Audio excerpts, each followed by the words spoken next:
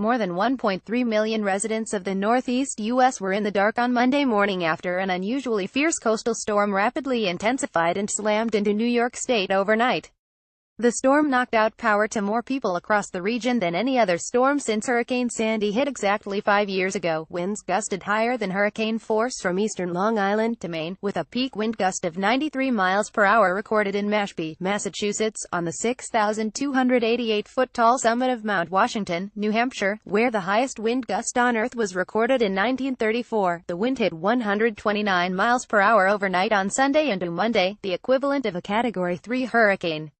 More than 1.3 million customers lost power, mostly in New England, the most since Sandy hit the region. On Monday, there were 300,000 customers in the dark in Massachusetts.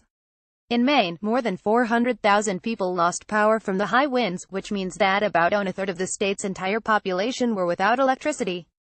According to the National Weather Service, the extent of the power outage exceeded that of a crippling ice storm that hit there in 1998. The circulation around the storm pulled tropical moisture from as far south as the Caribbean directly north by more than 1,000 miles, dumping tropical downpours on places like New York City, Hartford, Boston, and Portland, Maine.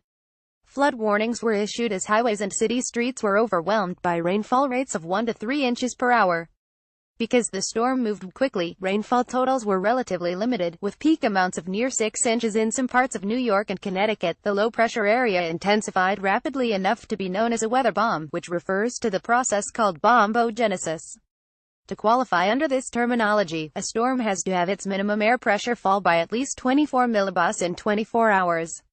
This storm exceeded that criteria. Because of the rapid intensification, air rushed toward the low-pressure center to fill a growing atmospheric void.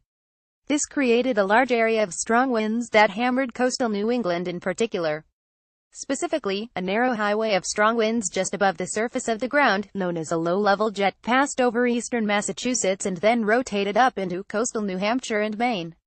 These winds occasionally reached down to the surface, resulting in damaging wind gusts. Here are some of the strongest winds recorded during the storm so far. Massachusetts 92 miles per hour in Mashpee, Connecticut 66 miles per hour in Groton, New Hampshire 129 miles per hour on Mount Washington, Rhode Island 69 miles per hour in Charlestown, Vermont 115 miles per hour in Stowe, Maine 72 miles per hour near Penobscot. The storm center was located over Quebec as of early Monday afternoon, but its circulation was roiling the waters of Lake Ontario and delaying flights across New England due to strong winds. Had this weather system occurred just 2 months later, though, it would have been a blockbuster snowstorm from Maryland to New York State.